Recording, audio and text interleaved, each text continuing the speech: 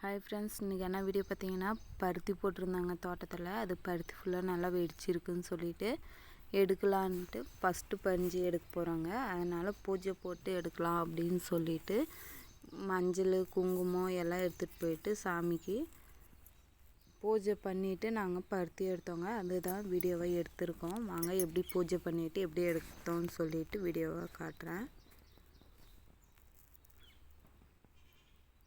பாருங்கள், உங்களுக்கு பார்த்தாலே தெரியும் எப்படி பூஜை பண்ணுறோன்னு சொல்லிட்டு.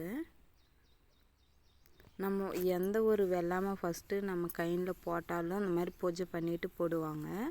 அதே மாதிரி அந்த வெள்ளாமல் விளைஞ்சதுக்கப்புறம் அதை நம்ம அறுவடை பண்ணுறோம் அப்படின்னாலும் இந்த மாதிரி பூஜை பண்ணி தாங்க எடுப்பாங்க.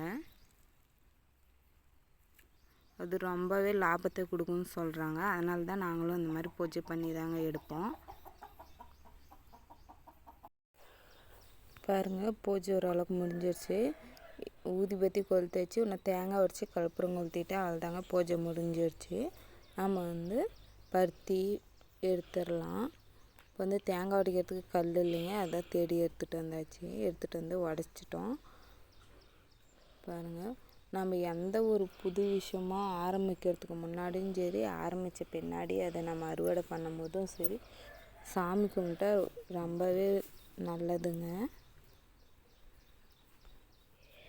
இப்போ லெமனை எடுத்துக்கலாங்க. அதை 4 கட் பண்ணி 4 பக்கமும் போடுவாங்க. அது நான் வீடியோவே எடுக்கல, கட் பண்ணுறது மட்டும் எடுத்தேங்க.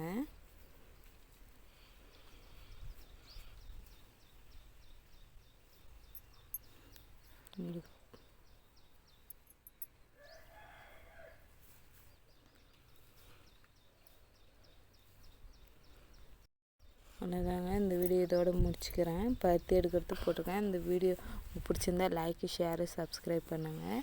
பஞ்சு எடுக்கிறது அடுத்த வீடியோவில் போடுறேன்.